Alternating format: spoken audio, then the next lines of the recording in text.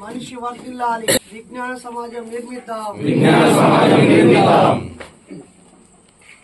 ప్రియమైన మూఢనమ్మకాల నిర్మూలన సంఘం సభ్యులారా, నాయకులారా, ప్రతినిధులారా, శ్రేయోభిలాషులారా, ఈ ప్రత్యేక శిక్షణా తరగతుల్లో పాల్గొన్న మీ అందరికీ సామాజిక ఉద్యమాభివందనాలు తెలియజేస్తూ, ఈ రోజు 3వ రోజు మొదటి సెషన్ లో రౌండ్ టేబుల్ సమావేశం సమాజం ఎదుర్కొనే సమస్యల పైన అనే అంశాన్ని మనం ఇక్కడ మాట్లాడుకుంటున్నాం.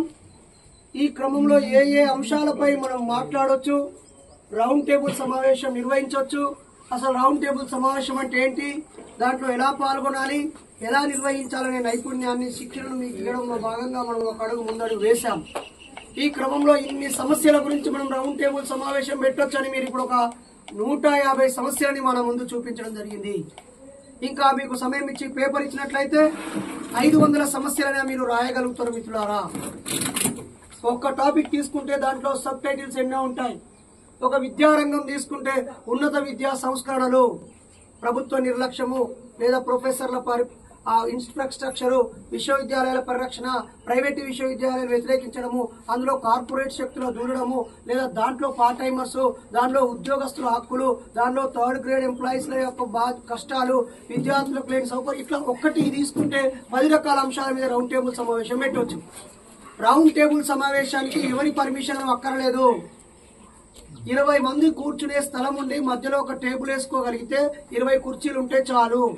10 మంది అయినా రౌండ్ గా కూర్చుని రౌండ్ టేబుల్ సమావేశం పెట్టొచ్చు. దీనికి ప్రభుత్వంతో అనుమతి అక్కరలేదు, దీనికి డబ్బులతో ఖర్చు లేదు. సమస్య మీద స్పందించే గుణం ఉంటే చాలు, పనిచేసే వ్యక్తి ఉంటే చాలు. ఆ అంశం మీద ఎక్స్పర్ట్ ను పిలవాలనుకుంటే ఒక పేపర్ వర్క్ చేసుకోవడము, దాంట్లో ఒక స్టేట్మెంట్ ఇచ్చుకోవడము, పలానా రోజు పలానా అంశం మీద ఈ మూఢనమ్మకాల నిర్మూలన సంఘం ఆధ్వర్యంలో ఈ అంశం మీద రౌండ్ టేబుల్ సమావేశం ఉంది, ఆసక్తి ఉన్న వాళ్ళు ఈ నెంబర్ సంప్రదించండి, ఫేస్బుక్, వాట్సాప్, యూట్యూబ్ ద్వారా స్ప్రెడ్ చేసుకోవడము, చిన్న కరపత్రం వేసుకొని 100 మందికి పంచుకోవడము. ఆ రోజు 10 మంది వస్తే 10 మందితోనే కూర్చొని అందరితో మాట్లాడుకొని ఇప్పుడు మీరు చెప్పిన ప్రతి అంశం మీద ఎంఎన్ఎస్ ఆధ్వర్యంలో మీరు రౌండ్ టేబుల్ సమావేశం పెట్టొచ్చు. వాళ్ళందరి అభిప్రాయాలను రికార్డ్ చేసి యూట్యూబ్ లో పెట్టొచ్చు. వాళ్ళందరూ చెప్పిన విషయాలు నోట్స్ గా రాసి ప్రెస్ స్టేట్మెంట్ ఇవ్వచ్చు. లేదా మీరు 6గురే ఉండగా కూర్చొని ఒక ఫోటో దిగి ఆ సమస్య ఏంటో, దానికి కావాల్సిన పరిష్కారాలు ఏంటో, ఆ రౌండ్ టేబుల్ ఏ నిర్ణయం తీసుకుందో, ఏ తీర్మానం చేసిందో, ఎలా స్పందించిందో, ఎలా చర్చించిందో, అది పరిష్కరించాల్సినటువంటి ప్రజాప్రతినిధులకా, అధికారులకా, లేదా ఆ మెసేజ్ చేరాల్సినటువంటి ప్రజలకా, అభాగ్యులకా, పీడనకు గురైన వాళ్ళకా, సమస్యతో బాధపడుతున్న వాళ్ళకా, లేదా ఈ మేమున్నాం మీకు అని మీకు అండగా మాట్లాడుతూ నిర్వహించినటువంటి ఆ ధైర్యాన్ని వాళ్ళకు అందించడమా ఇది చేసేటువంటిది రౌండ్ టేబుల్ సమావేశం మిత్రులారా. కాబట్టి మనమందరము ఈ ప్రజలు సమాజంలో చాలా మంది ఈ విషయాల గురించే మీరు మాట్లాడాలని ఒక సైకాలజికల్ మానసిక బానిసత్వాన్ని తయారు చేశారు. అవినీతి గురించి మాట్లాడుతున్నాడు గొప్పోడు, సేవ గురించి మాట్లాడుతున్నాడు గొప్పోడు, పర్యావరణం గురించి సున్నితమైన విషయాలు, ఎవరు మాట్లాడని విషయాలు, వందలాది విషయాలు అత్యంత ముఖ్యమైనవి మన మధ్య నిరంతరం బాధకు గురవుతూ ఉన్నాయి. వాటన్నిటి మీద గొంతులు వినిపించే వాళ్ళు లేరు. అనునిత్యం ఒక్కరోజు పేపర్ తీసుకొని చూడండి, 100 సమస్యలు మీకు కనిపిస్తూ ఉంటాయి.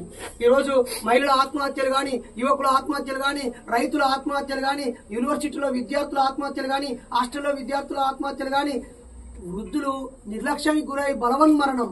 ఆత్మహత్య అంటే ఆత్మ అనే దాంట్లో ఆత్మ అనే పదం ఉంది కాబట్టి ఆత్మలు లేవు కాబట్టి మనం బలవన్మరణం అని కూడా మనం వాడచ్చు. ఇలా ఒక అంశం తీసుకోవచ్చు.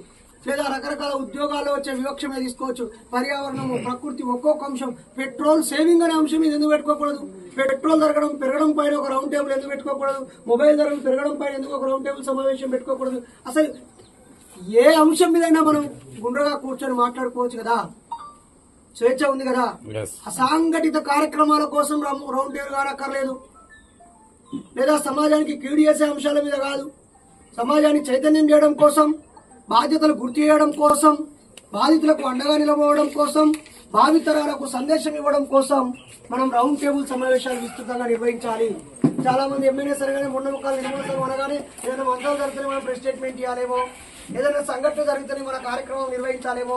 కార్యక్రమం నిర్వహించాలంటే ఒక బ్యానర్ కావాలి, లేకపోతే బయట కరపత్రాలు వంచాలి, లేకపోతే ఒక ప్రెస్ వాళ్ళకు ప్రెస్ మీట్ ఇవ్వాలి, లేదా ఇంతమంది ఉండాలి, భోజనాలు, బెంచీలు ఇవన్నీ కావాలా?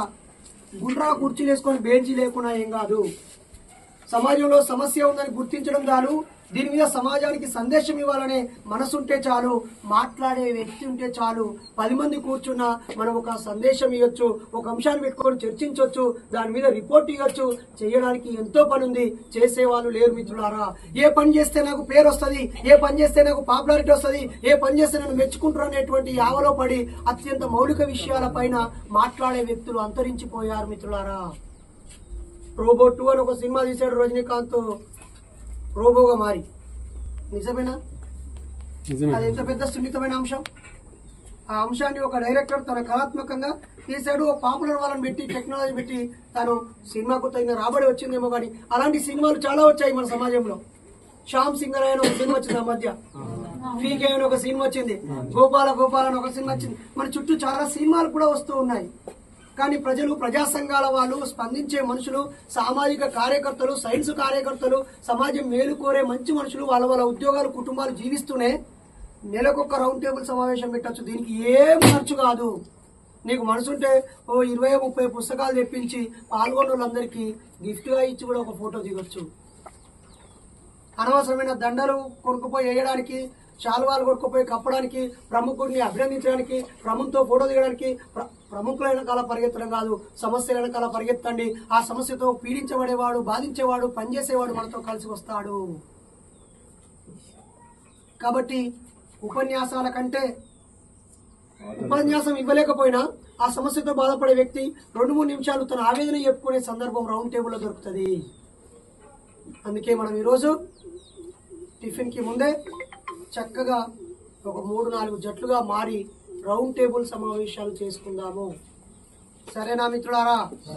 చేద్దామా? జై భీమ్, జై హింద్ సార్.